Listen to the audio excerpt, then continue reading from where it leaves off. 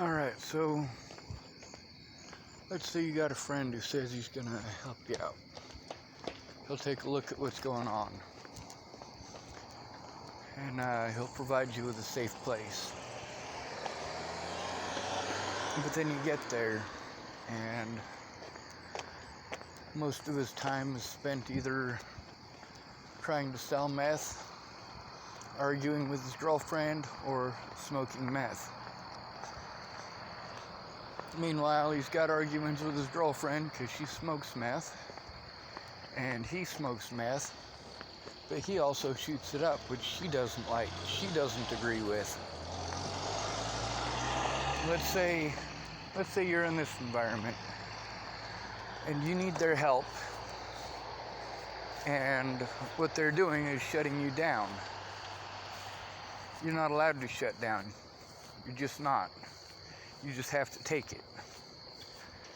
The abuse isn't towards you, so it must be okay. Well, it's not. It's stupid people arguing over methamphetamines. And you're in that situation. Now, let's imagine that you have a bunch of evidence that you need for court. This is the stuff that your friend was going to take a look at. And he says, we can do it tomorrow, so the next day you remind him, and he gets snappy at you because he's got 10,000 other things going on. So you close down and you start to pace.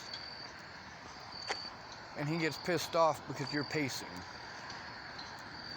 And then because his girlfriend and he are having issues, and they're both on meth, they want to play you.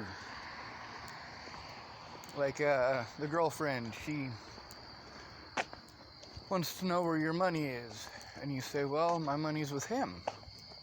And she says, oh, well, I'm going to go get it because me and him are arguing and so on and so forth, and he's probably not coming back.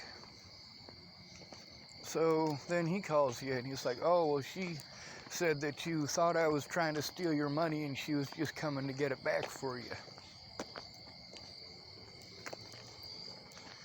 Meanwhile, I'm like, I don't want to be here. But I called the police. They're not willing to listen. They're not willing to look at the evidence or any of the situation that makes me suicidal. But I'm not allowed to be suicidal. Otherwise, I'm fucking mental, right? No, I'm fucking suicidal for a reason. I've been trying to get the police to take a look at this shit since before Natalie died.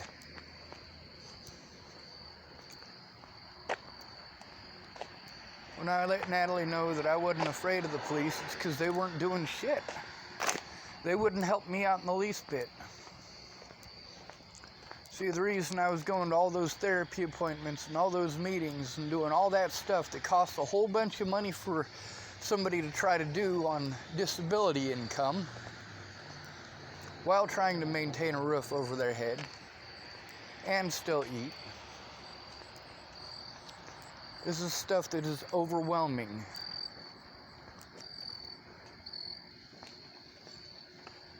Meanwhile, they're allowed to yell and scream and shout at each other every day. I'm not allowed to. So, if I had a quiet environment, I could do the work. People keep thinking shoving me into a homeless shelter is a safe environment. It's not. I can't work on this in a homeless shelter. I can't work on this at a meth head's house. I can't work on this at an alcoholic's house. And I sure as hell cannot get anything done with you constantly demanding my attention. Meanwhile, while you're at this meth head's house, hoping to get help, she's got his phone on tracker, so she's constantly trying to find out where he's at when he's gone, and she's got her head so far up his ass, like, I need to know where you are every moment of every day if you're not here with me. And if you're not here with me, I'm going to freak out and have major anxiety issues because, well, I'm on methamphetamines. And that's how she is. That's how many people are. And for me, not doing meth, like, I don't really fit in. I mean, what are we going to talk about when most of their conversations are about meth? Meanwhile, I need the cops' help, and the people who are helping me that are on meth. They're friends of mine. They've been good to me. But I can't really go to the cops. That'll get my friends in trouble, and I don't want that. Then again, the cops aren't going to help in that situation anyway. I turned in plenty of predators since all this started. Police haven't been interested in any of them. Meanwhile, what I say about Alicia and her drugs, and sure enough, she's got court issues because she's still doing them drugs. What I say about Ted Bollinger being a dangerous man, and what he get busted with. Meth and a gun. That's right. While Natalie's family went out of their way to pretend that because I had a Walmart squirt gun filled with jalapeno juice that I was threatening to kill people. Well, that's just fucking asinine. When I threaten people, I actually threaten them. I got that pistol full of jalapeno juice for defending myself against people like Derek Apodaca, aka Thor, aka Rasputin Adams. This guy's a drug addict. He's also a child molester. And he gets away with it because the police don't want to do their jobs. Andrew Witcher doing the things he did and getting away with it. I wonder why that is. See, since before Natalie was killed, well before Natalie was killed, the police had ample opportunity to do something. When a disabled person is being abused, they need to do something. If you actually care about somebody, don't fucking turn them in for being suicidal. Find out why and help them to do something about it. And if you tell them that you're going to help them, don't do what Justine Martindale did. Would you just sit there all day, not say nothing? And then at the end of the day, I'm like, hey, you were going to help me out. Sarcastic remarks are not the right response for you not keeping your word. Maybe you should, I don't know, say you're sorry. That might be a good start.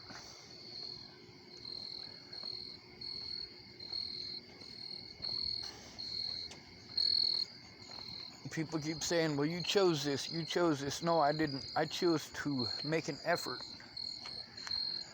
Going into a bunch of blind situations, that's a scary thing for anybody, let alone somebody with sensory processing issues and PTSD from alcoholics and drug users. Yeah, going to stay with some alcoholics and drug users probably ain't the best way to go. But what other choices did I have? To take it? Well, I take it no matter what. The choice that I have now is, do I defend myself or do I kill myself? I get empty promises and empty promises and empty promises, and they give me hope. But when those people don't fulfill their end of the bargain, yeah, that removes my hope and increases my chances of committing suicide.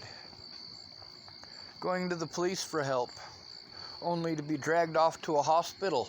I don't need the hospital. I had my own fucking therapists already. What I needed is a goddamn officer to do their job. By the time I went to St. John's on the 6th of January of 2018, I'd already been through over a year of hell, and it only got worse.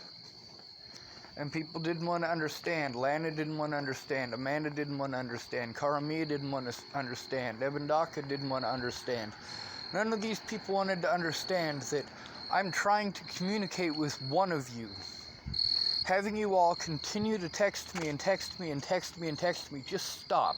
Just stop. Call me. Open a line of communication with me in a way that is effective. Obviously, texting is not effective. Obviously, you're going to go out of your way to read things completely out of context and be assholes. maybe you should stop and listen.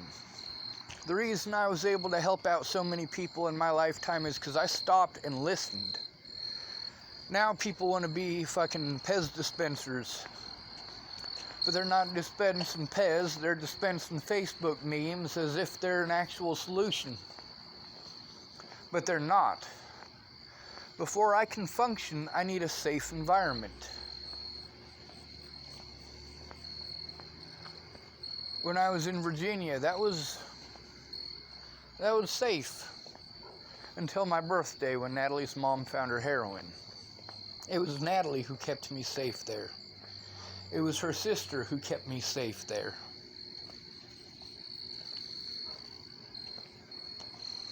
As far as a safe environment for somebody who's autistic versus a place to sleep for the night, no, you aren't understanding the hell that I have to go through in the mornings and at night to go to a fucking homeless shelter, to be overwhelmed, to not be able to sleep, and I'm overwhelmed by the environment. See, I walked people to the warming centers for years, but I didn't stay there. You can count the amount of times I actually stayed at a warming center on one hand. But usually my first trip to the warming center, I'd sign my name, let them know that I was there.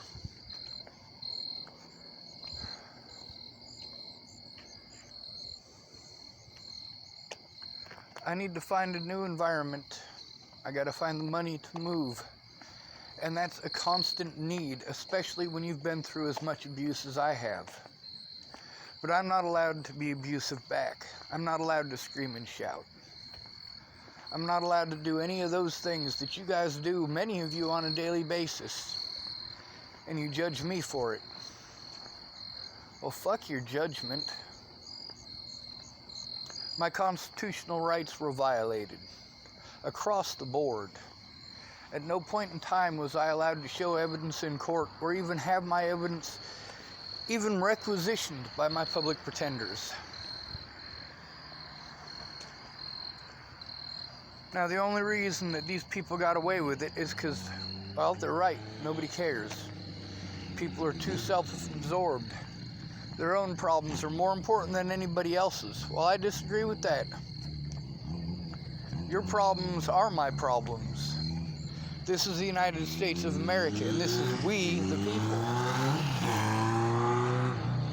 If I don't want it happening to you, why the hell would I want it happening to me? If it's so wrong for me to do back to others, why didn't you do something about them doing it first? See, I asked for help. I asked for the help that I needed in specific. But y'all aren't capable of listening. If you don't go in with me to the police station, the police aren't going to do shit. If you want to get methed out of your gourd and for 3 whole weeks stay fucking methed out of your gourd claiming that you're going to help, and then when I ask you if you're going to help, hey, are you going to help today?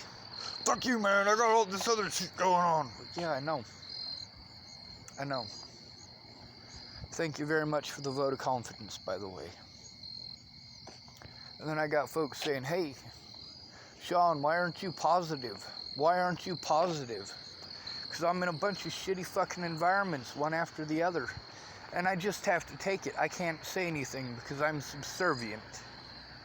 I'm stuck in that environment until I have the resources to get to another environment that'll hopefully work. Meanwhile, all the money that was wasted stringing it out along 2 years.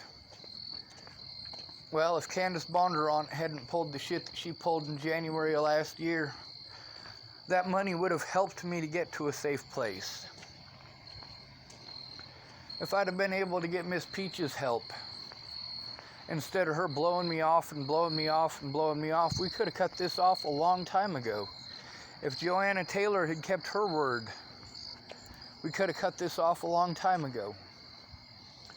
But no, I'm not allowed. I have to just take the abuse. And people are used to me just taking it. They're used to me just moving along. This time it was too important to move along. I was not allowed to do so, and have not been. I am disabled whether you want to believe it or not. I am disabled whether you want to be a jerk or not, or whether you want to be helpful or not. But my disabilities don't just go away because you threw a Facebook meme at me.